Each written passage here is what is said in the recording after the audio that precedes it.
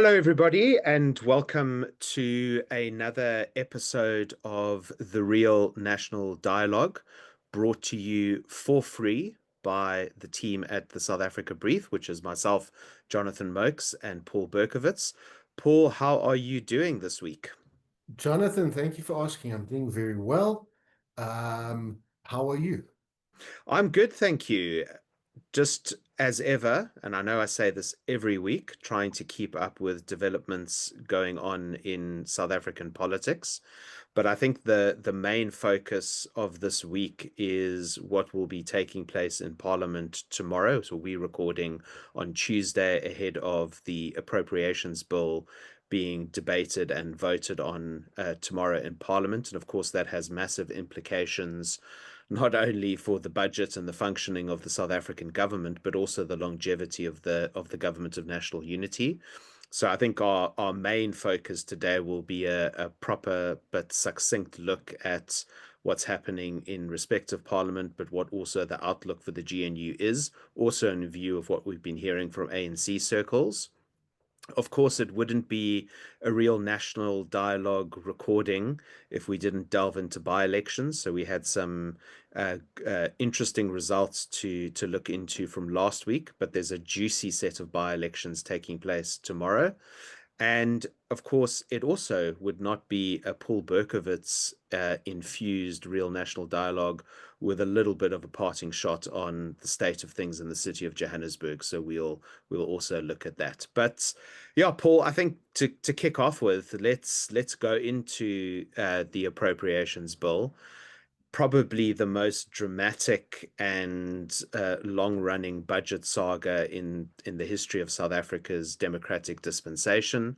So, of course, Yeah. this is the culmination of Budget 3.0. The deadline for the budget to be passed is the 31st of July. So we really are pushing as close to the deadline as possible. And in effect, what I mean, the big drama that has surrounded tomorrow's appropriations bill, and as I understand it, and I must sort of give a big shout out to the Parliamentary Monitoring Group, PMG, who have a very good explainer on their website about exactly how the appropriations bill worked. But essentially, the appropriations bill now is the culmination of the whole fiscal framework process, division of revenue. It's gone into the budget votes for departmentals, committees. Essentially, tomorrow, what is going to be presented is the big spreadsheet with the schedules, budget by department by department, budget by budget. Parties in Parliament and members of Parliament will have a chance to vote on those particular departmental budgets. But the indications are, and Musi Maimani, as chair of the Appropriations Committee, received a legal opinion that in order for the appropriations bill to pass and for the budget to take effect from the 31st of July, every government department's budget vote needs to be voted in. If one department's budget vote does not pass parliamentary muster, it's back to square one, and we're in an unprecedented situation. It seems on when we started the week yesterday morning that things were looking very, very dicey because, of course, after the firing of Andrew Whitfield as deputy minister, the DA then indicated that they would not support the departmental budget votes, I think, for human settlements and higher education. Minister Simelane and then Minister Nkabani's budgets. But yesterday evening, being Monday evening, the president, Cyril Ramaphosa, removed Nkabani from her ministerial office. She's been replaced by Buti Manamela. It seems that John Steenhuisen has indicated in comments in response to that that this now means that the DA will support the budget votes and that the appropriations bill might actually pass. But a lot of constant developments, Paul, and unprecedented, and still, I think, going to be quite a nerve-wracking afternoon for the Treasury and for South Africans alike.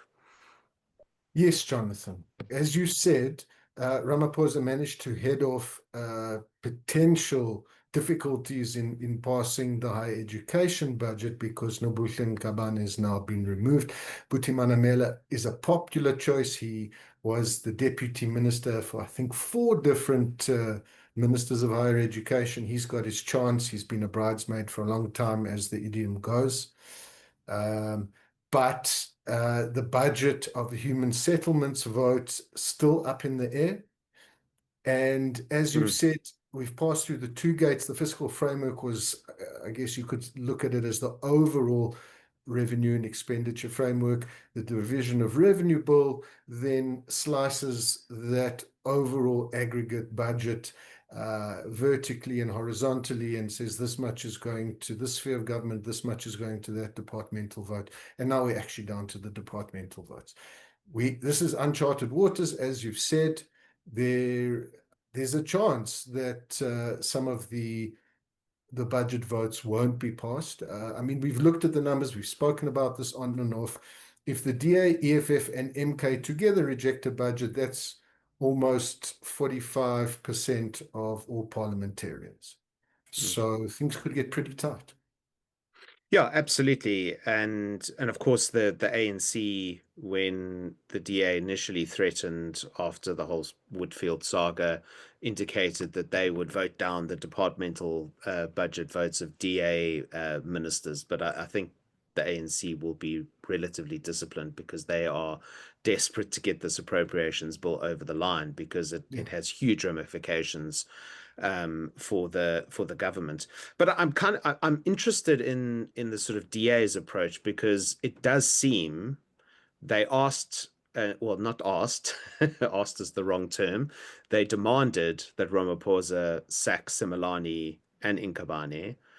They've got the scalp of Nkabane, which I think is a very, very popular move that has happened. I think South Africans are generally very, very happy that she has gone. And as you say, Buti Manamela is a popular choice. But now, does the DA, and it seems that this is their vantage point, they're satisfied that something has been done. It's kind of a tit for tat, Whitfield in Kobane. And we now move on. We don't worry about Similani still being in place, and we vote we vote for the human settlements budget, which is strange given their vantage point. But I suppose they are now making a judgment call, as Ramaphosa has made a judgment call that the GNU has to remain intact, and they will compromise in order to get this passed. But it seems that Similani human settlements won't be an issue tomorrow. Are you asking or saying, Jonathan? Because I'm I mean, kind of saying and asking. But I don't know. I mean, it just, and I think it would be interesting to actually get a response from the DA on this. What actually is their vantage point? But it seems to be the case. But of course, things are changing, and as we've seen, have changed on an almost sort of daily basis. So, but yeah, I mean, what do you think? It looks like the DA is going to just suck it up and vote for human settlements tomorrow. as I say, if I were a betting man, Jonathan, and I don't know how to call this. I haven't seen any information. I don't think that we've missed. There might be something we've missed where the DA has said one way or another that they're happy. We've talked about red meat being thrown to a party base.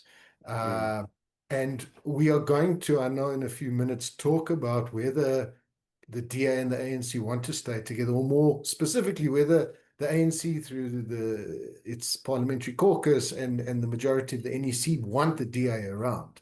mm, So if I were the DA and I thought there was a credible chance that there's going to be a major change in the GNU, which we'll talk about shortly, I could dress it up as holding off on voting for Similani or voting against the human settlements budget on a matter of principle. I don't think the principle has changed, but we know that politicians are malleable. We've spoken about that as well. Um, I I think Nkabane is a more clear-cut case. As you said, popular opinion is against her. She's committed as the old joke goes, only commit one crime at a time. She's done too many things wrong. She's lied too many times in Parliament. The DA Mm. opened a criminal case. They threatened to get the parliamentary legal team involved. It's very messy. It's much more messy from Kabane maybe than Simelane. I think it could go Mm. either way. Okay.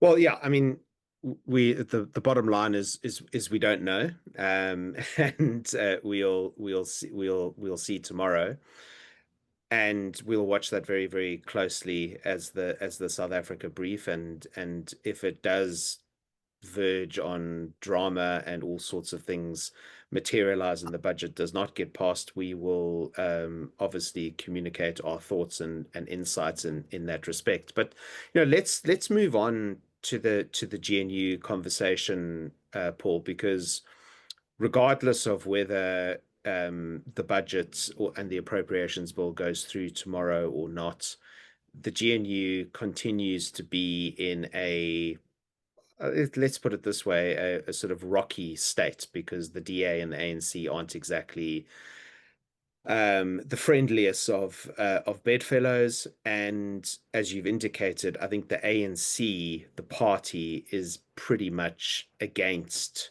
the DA's inclusion in the GNU, and the final straw for them actually was the impasse over the budget and the fact that the DA took the VAT hikes to court. I think that was the final straw, and seems to have led the majority of the ANC caucus, certainly in Parliament, and potentially the majority of the ANC's National Executive Committee to want the DA to be removed from the GNU. It's interesting in view of that, what Cyril Ramaphosa has done with the firing of Nkabani, because some news outlets are saying he's buckled under pressure and given in to a DA demand.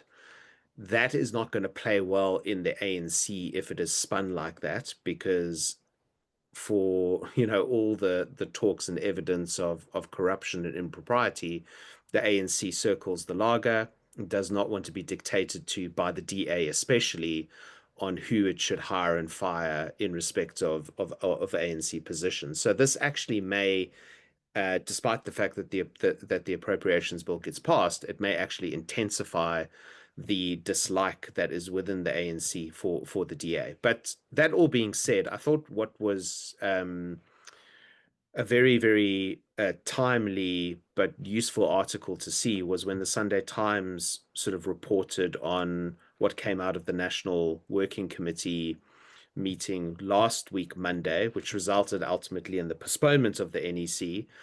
But apparently, David Makura tabled 5 options for the reconstitution of the GNU, that can and may be discussed at the National Executive Committee. And Paul, I think let me share what those 5 options are, and be good to get your insights on what you think the most likely scenario are, and then we can also look at each one of the 5. So the options, as reported by the Sunday Times, were: first option is to remove the DA from the GNU and invite Action SA, Build One South Africa, and the National Coloured Congress to join the GNU. And those were the 3 parties that initially helped the ANC get one version of the budget and fiscal framework over the line when the DA were opposing it.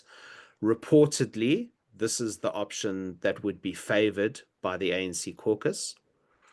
The second option would be to keep the DA in the GNU, but almost dilute their influence and still invite those 3 small parties or smaller parties that I've mentioned: Action SA, Build One South Africa, and the NCC. But that would inevitably mean changes to the cabinet and probably hurting the DA a little bit by removing some of their cabinet positions. The third option would be for the ANC to presumably remove the DA, but then enter into a supply and confidence agreement with the EFF. So not a coalition, but where they kind of vote on an issue by issue basis. Fourth option would be for the ANC to form a minority government. And then the fifth option would be to collapse the government and call for fresh elections. So those are the five options. Paul, where do you think the ANC leadership, and for that matter, the NEC, would lie in respect of those options? And what do you think is the most realistic? Thanks, Jonathan. Can I start from the other end? Can I look at the options that are least likely and Go least for it. appealing to the Yeah. ANC? So at least we can whittle down. I don't think at this stage the ANC really wants to collapse the government and hold fresh elections. There's no guarantee they'll do any better. We've got the G20 coming up. The government's already in chaos. As you've said, we're struggling to pass a budget. So that seems to be off the table for me. Second least likely to me is option for the ANC to form a minority government. And let's quickly run through the numbers. At the moment, the 10-seat Government of National Unity, including the DA, has 287 seats. The DA by itself is 87. So if the DA leaves, the remaining 9 parties have 200. And I'm presuming that's what the ANC means, that they're going to go Yes. into Parliament of 200 out of 400. Very dicey, very risky. You'd need to have all your coalition partners on side. We've spoken about it before. You'd need to have chief whips that are pulling double duty to get everyone there. The ANC already saw what happened with the vote for budget 2.0. I think it was something like Yes. 192 votes for against 180, 184. Very close, very painful, and ongoing headache. So that leaves us with the first 3 options. Remove the DA, include Action SA, BOSA, and the NCC. Now, Action SA, 6 seats, BOSA, 2 seats, NCC, 2 seats by my maths. That gets the coalition up to 210 seats. That's a majority government, but it's now 12 parties. It's less stable. It still means you have to do a lot of work to pass a vote in Parliament. Confidence and supply with the EFF, and I think with this option, Jonathan, there was also the talk that the EFF could get a speaker or deputy speaker position, Correct, in Parliament, but not be part of the cabinet or take up any ministerial positions. Personally, and this is not likely or least or most, I like the idea of the checks and balances that this option would afford Parliament and the country. I think EFF has been the opposition that the MK party claims it is officially, but that the EFF MPs, particularly some of the younger, newer ones, have done a fantastic job of an opposition party. But again, that is a minority government by any other name, and it means that the ANC also has to work with the EFF and keep that relationship running smoothly. So I would say it's between the first 2 options. The DA, as you said, maybe their time in the GNU is not long because there could be a revolt within the ANC if the DA is kept within the coalition. But as we've said earlier in the podcast, Jonathan, the issue of passing the budget and how the voting will go is closely intertwined with the issue, with the options available to the ANC and what looks more attractive. If, as you've suggested, could be likely, the DA decides they'll vote for the human settlements budget, they won't oppose any other departmental votes, and they're now voting on side for budget 3.0, that might be enough to paper over the cracks, at least in the short term. Mm. Mm. Yeah, I think, Paul, broadly speaking, I would agree with you. I think for the time being, the likely scenario is that the DA do vote for the appropriations bill tomorrow. Of course, some of you may be watching this after the appropriations bill has collapsed and I've got it completely wrong. I'll come back on next week and mea culpa and apologize. But I think it's likely that the appropriations bill will go through. it will paper over the cracks, and the DA will stay in for now. But I do think that it's quite clear that Cyril Ramaphosa and Fikile Mbalula are facing and staring down a revolt from the ANC, and they've got to somehow navigate that. And I think, as I mentioned earlier, the Inkabani firing would have made that a lot more complex for Ramaphosa in staring down the ANC.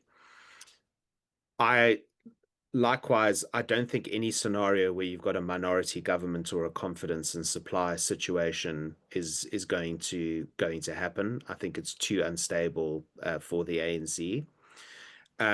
Also agree that collapsing the government at this stage is and calling for fresh elections is just not feasible. Just given where we've seen the ANC's polling, there's a G20. They've got to navigate and get through the G20. But I know sometimes you're kind enough to indulge my fanciful thinking and conspiracy, sometimes sort of thinking about machinations that could be happening within the ANC. If we get Indulge, Jonathan. I encourage your conspiratorial thinking. I think that's where some of our good ideas come from.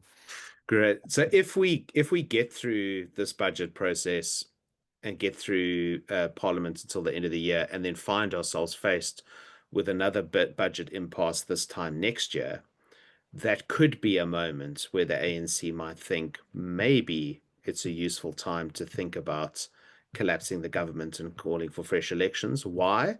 Because we've got a local election coming up in 3 to 4 months' time. And what we have thought about for some time is whether we harmonize elections, so i.e., have local elections at the same time as national and provincial elections. What does that do? Still, the ANC is on a dicey wicket nationally if their polling hasn't improved, but the increased turnout that you get in general elections will help the ANC when it comes to metros across the country. That could be something. I still think it's probably 0.51% chance of actually happening. I do think that we're going to find some kind of reset of the GNU being proposed at a particular point in time. The second option that was proposed, whereby the DA stays in and they invite Action and Bossa and the National Coloured Congress. I don't think that's feasible because I think the DA would simply say no, we're not going to agree to this, simply because I don't think the ANC will give up ministerial positions for Action and Bossa, so it will require the DA giving up some positions. Um, I think that's unlikely. So kind of it comes down to either we continue and bumble along as is, or the DA is ejected and Action Bossa and the NCC are brought in. But it's not given that Action Bossa and the NCC would agree to coming in as well. They seem to be playing their cards close to the chest. We've spoken about it extensively here. I mean, obviously, Action SA are in coalition with the ANC in Tshwane, but they fell out of favor with the ANC, or they sort of removed themselves from an arrangement with the ANC in the city of Johannesburg. Bossa is very unclear, very, very unclear on the NCC. So I suspect probably still a lot of uncertainty, but what's without doubt is when the NEC does happen, it's going to be fireworks. And I'm sure, in addition to working overtime on getting this appropriations bill going through, I suspect Fikile Mbalula and Cyril and their proxies are working overtime on trying to shore up support. Because I still think for Cyril at this point in time, his probably preferred option is to keep things as is and continue at least until the G20 is passed. Yes. And a thought occurs to me, Jonathan, that these options available to the ANC, just like political polling, the popular response may change depending on the time, Yeah. specifically uh, whether we are pre or post budget, and that's been put to rest. The closer we get to the local government election, and you've said many times, it becomes more attractive, in particular for the DA, to decouple itself from the GNU, the closer it comes to an election, to put some distance between it and the ANC. We've spoken before about Ramaphosa's first, last, and only priority seems to be the stability of the ANC. So as time passes, depending on whether the ANC caucus is mollified or, by whatever happens with the rest of the budget process, or they become angrier with the DA, that's going to be part of the calculations that are made. But yeah, I think we agree in the short term that the status quo seems to be the best option. How long that short term remains, I don't know. Yeah. Well, I think as this GNU has shown, it's kind of week to week, month to month, and Crisis they to crisis. crisis to crisis. And look, it is uncharted territory. It's a very, very new thing, and parties are still working out how to play this. And yeah, it will remain to be seen how things progress through the remainder of this week, and also how the ANC machinations work out. But we'll, I'm sure, revisit this next week. So let's move to actual polling and indicators of electoral strength and otherwise, and look at the by-elections both last week and what's upcoming. So yeah, Paul, I think we spoke last week about the fact that there were four very close contests that took place last week, Wednesday. So to recap, there, or probably the easiest by-election that was contested was the one in Gusha in the Eastern Cape, where an independent had won in the local government election. The ANC seems to have comfortably won Ward 11 there. We expected that. In Nelson Mandela Bay Metro, the DA had a big fight on its hands against the Patriotic Alliance in Ward 34. It seems to have defended, well, not seems to have, it definitely defended the ward, but it was 47% to 43%. Again, Paul, PA very, very much on the rise. I mean, we've seen them on the rise. We've spoken about it in the Western Cape, in the northern areas. Yes, the DA managed to defend it, but I would suspect that the DA again would be very, very worried by this result, particularly when it comes to votes from colored South Africans. Yes. I mean, Jonathan, let's just say the demographics of Nelson Mandela Bay Metro being what it is, and the Patriotic Alliance's, well, at least historical appeal on narrow racial and ethnic lines. It's an appeal that's made to a full quarter of the Metro's population. 25% of Nelson Mandela Bay is classified as colored. Um, and again, these are broad brushstrokes. You know me, I'm always reluctant to Mm, say electoral analysis we should just look at sure. along broad demographic lines. But there's definitely potential for the party. They came, if I'm not mistaken, in fifth place behind the DA, ANC, EFF, and the Northern Alliance in the 2021 election. I very much see them moving into fourth or even third place. And we're going to be talking more in this section about the upcoming elections tomorrow being Wednesday, where the PA is featuring again in the Northern Cape. Yeah. Yeah, and I think, I mean, the DA has a stated goal to win Nelson Mandela Bay outright in next year's or early 2027's municipal election. On the strength of this result, if this is replicated in a local government elections scenario amongst this demographic, it's going to struggle to do that if the PA continues to hold this trend. But I think it's always important to note in terms of the election mechanics and how this operates.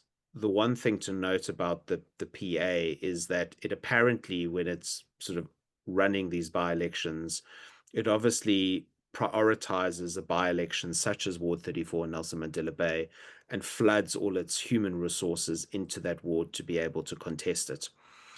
The question is, the PA is still relatively small in operational terms when it comes to contesting 4,000 wards across the country. the DA's got a remarkably strong infrastructure to be able to handle an election day, and will the PA be able to replicate that intensity throughout?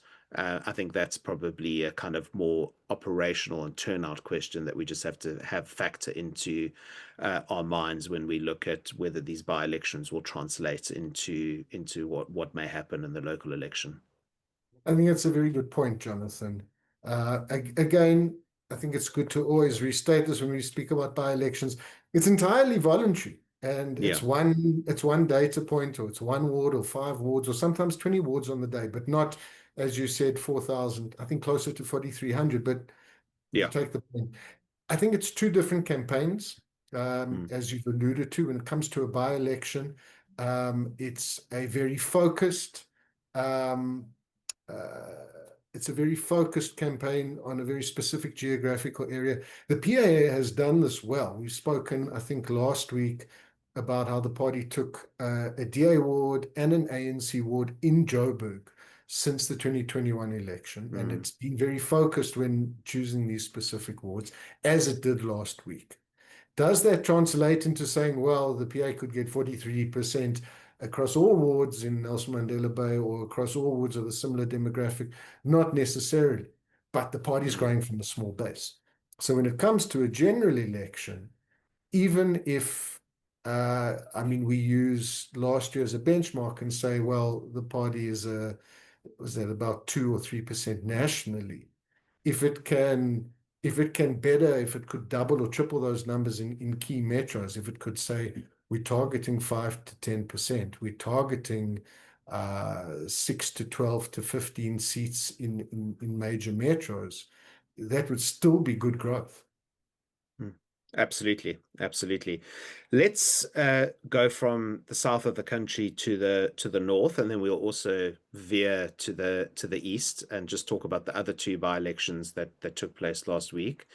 So in Polokwane, I think the EFF and its leadership would have breathed a huge sigh of relief, because they defended Ward 13 in Julius Malema's home ground, Seshego. I think he actually even voted in the by-election, so it would have been very embarrassing for him personally if they had lost that ward. It was a very marginal win for them in 2021, but the EFF actually, in percentage terms, increased its share of the vote, going from 51 to 57. ANC dropped. And Paul, we spoke about the SACP last week. They didn't feature at all in this by-election, Barely. I think less than which 1% of the vote, Jonathan. yeah, so pretty much a non-entity there. So that was the Seshego and Abergqulusi in KwaZulu-Natal. Another successful defense of the ward, the IFP. Again, very marginal in 2021. But the IFP, not the MK, IFP got just over 51% of the vote. ANC very distant 21%, and MK, which is why I wanted to mention it, seems to have come in third place. So probably would have been disappointing for MK, and the IFP would, I think, have been very, very happy with that result, Paul. Definitely. Look at the result just alone, Jonathan. The MK's growth came exclusively at the ANC's expense, because, as you said, this was a very close ward in 2021, just 95 votes separating the IFP from the ANC. And obviously, there were some smaller parties as well. There was the EFF and I think one or two other parties in the ward last week. But the ANC falling from around 50% to 21%. Mm. Uh, if if this is a trend, if this is a trend of the ANC almost exclusively or exclusively being the victim of MK's growth, the IFP would welcome this, especially at a local Completely. government level, Mm. where we've spoken about the GNU, we've spoken about the government provincial unity, even the IFP's closer coalition with the ANC in Johannesburg. There's still decades old rivalries between the IFP and the ANC in KwaZulu-Natal, and neither of them wants to share. Mm. If MK can fracture the ANC's vote there next year, the IFP will be delighted. Yeah, very much so. Very, very much so. Yeah, so I think there will be some more by-elections, as there always are in KwaZulu-Natal. We'll get a big indication as to whether this is indeed a trend. But the ANC in I think a pretty desperate state in KwaZulu-Natal. So tomorrow, being Wednesday, the 23rd of July, there are another 4 ward by-elections. And let me just set out what's happening, and then Paul, I'll ask you to pick out what you think are the juiciest and which ones you'll be watching closely. Well, I'm sure you'll be watching all of them closely. So the ANC is defending a ward in Sebokeng in Mfuleni, where it got over 50% of the votes in 2021. EFF, second largest party, I think, in that ward. But if I'm not mistaken, I think there's about 10 parties contesting this ward tomorrow. So very crowded field. And the DA There are and a yeah. lot of small parties there, Jonathan. Yeah. But MK's contesting, the DA is contesting, so it'll be interesting to see how that plays out, and who eats whose share of the vote, and also what the turnout is in Mfuleni, where there are tremendous service delivery issues. Then it gets interesting in the Western Cape. 2 defenses by the DA, Ward 6 in Bergrivier and Ward 27 in Drakenstein. So in Bergrivier in 2021, the DA got 39% or 39.8, just under, let's say 40%, to the PA's 29%. So PA will, of course, be contesting. That's going to be fascinating to see whether the PA trend that we've been speaking about does continue. Then in Drakenstein, probably a little more of a comfortable ward for the DA, where the DA got 58% in 2021. The ANC was the next largest party in the ward back in 2021 with 12% of the votes. The DA is facing off against the ANC, but the PA will be standing, probably starting from a very, very low base, as well as the concerned Drakenstein residents, who actually managed to get just under 10% of the vote. And then finally, and this will be another very interesting and fascinating data point. The PA itself is defending a ward in Solplaatje in Kimberley, which they won in another by-election in October 2023 from the ANC. So they won that by-election 53% to the ANC's 41%. But in addition to the ANC, the DA, the EFF, and listen to this, in the Northern Cape, MK are contesting the by-election. So quite a lot of stuff to dig into when the results come out. So which ones are you going to be particularly focusing on, Paul?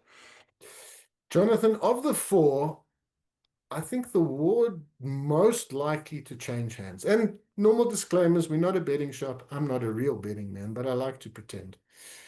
I think the Bergrivier ward is the one most likely to change hands. As you said, the DA won it with just 40% in 2021 and to the PA's 30%. I think that's the biggest risk, that we'll see another PA upset in a DA ward in the Western Cape. The DA will be hoping for a repeat of last week, where the opposition parties, where the EFF and the ANC split that vote. I think the safe money is that there will be no party that gets a majority, but that is going to be close for me. Mfuleni, Sebokeng, Jonathan, I think is relatively safe for the ANC. I think there will be a splitting of the opposition vote. ANC, as you said, provincial vote from last year fell to 50%, but it's a very crowded field. There are a lot of smaller parties, a lot of grassroots parties, which I think would be a better bet for anyone than the ANC, any one of the other 9 candidates, because of all the mismanaged areas in the whole of Gauteng. Sebokeng in Mfuleni probably has to stand out over the last 5-10 years as having some of the worst service delivery.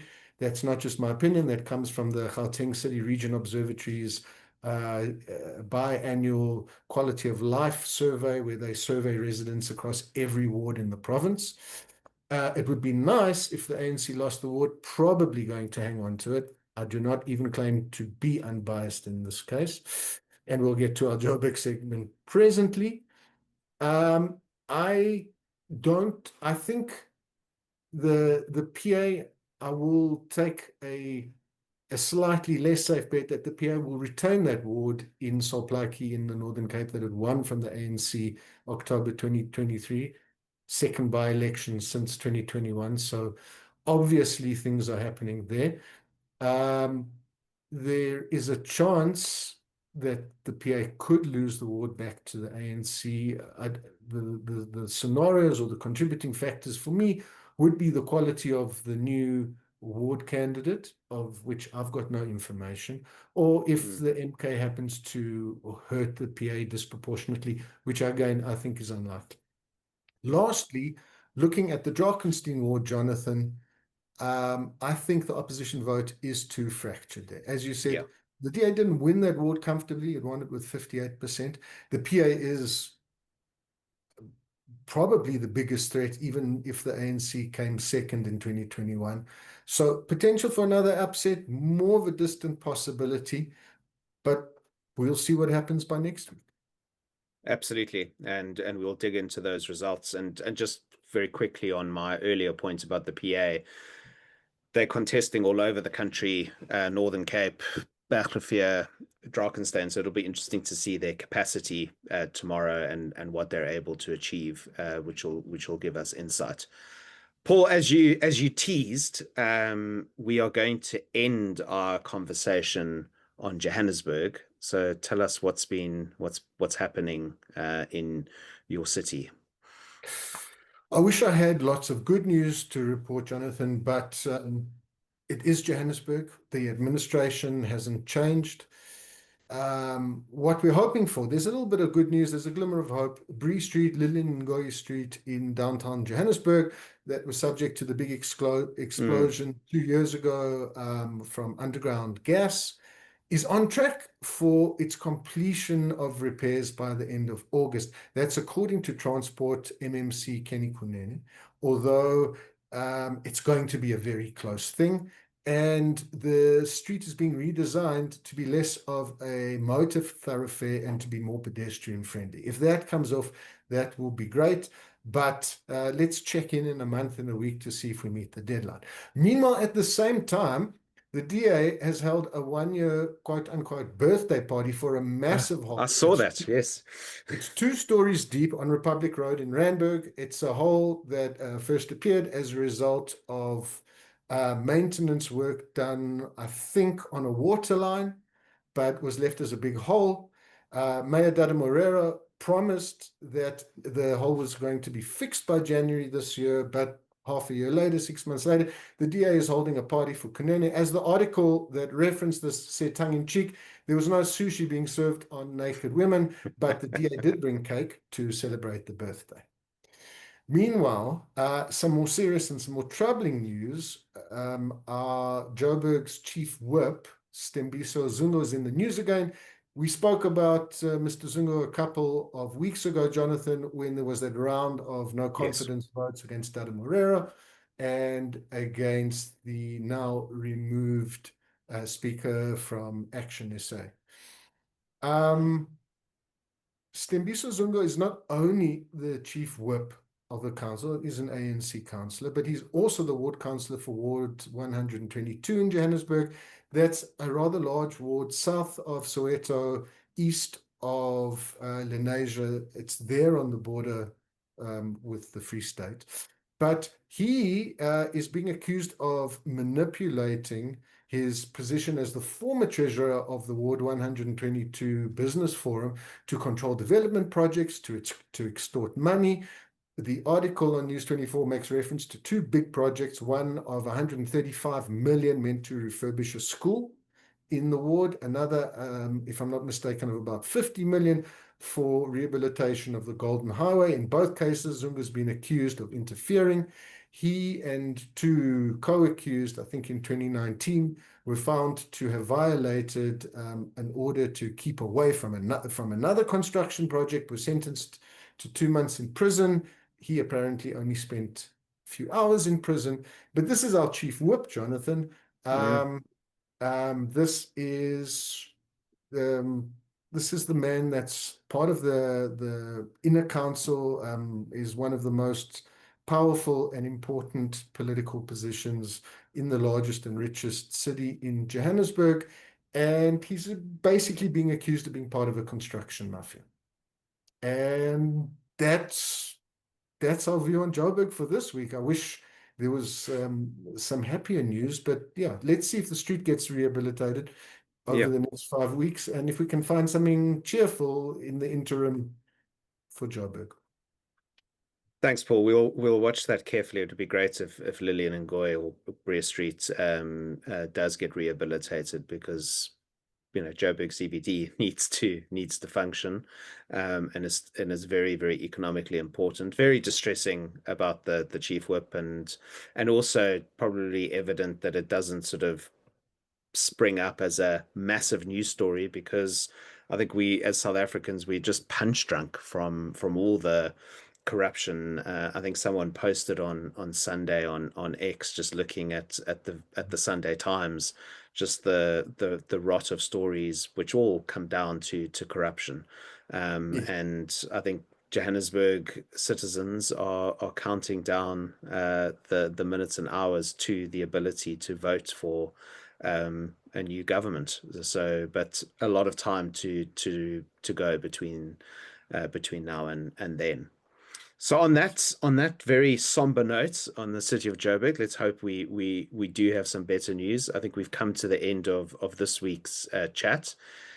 Again, a very, very big day tomorrow, being Wednesday, the 23rd of July, in terms of the country's budget, with the passing of the appropriations bill, the future of the GNU, and of course some very interesting, as we went through, by-elections, which again build up the momentum and the story ahead of next year's local government election.